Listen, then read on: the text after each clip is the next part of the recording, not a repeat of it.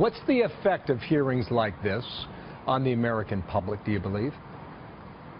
Very little, because most of the American public, they just don't believe that the Russians impacted the outcome of the election. Even if it's proven that they hacked into systems and got John Podesta's emails, there's not a shred of evidence, not a scintilla of evidence that it had any impact on how people voted, and certainly not that the Russians were able to involve themselves in the election itself. I'm here in Israel. There ought to be a Senate hearing about why did Obama and so many of his people get involved spending millions of dollars in the election in Israel a few years ago against Benjamin Netanyahu. That's an issue of intervening in a foreign election. Heard very little about it in the U.S.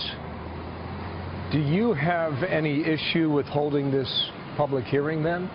Because apparently it hasn't been just Russia, and it's been North Korea and China, and we have seen Congress take up this issue repeatedly, but we as a nation are clearly behind. Well, we are behind, and that's one of the things it reveals. But let's be very clear. Do all those nations attempt and sometimes successfully hack us? I'm sure they do. But let's also be honest. Are we trying to hack into the Russians, the Chinese, the North Koreans, the Iranians, and everybody else we're afraid of? If we're not, we're idiots. Of course we're doing that.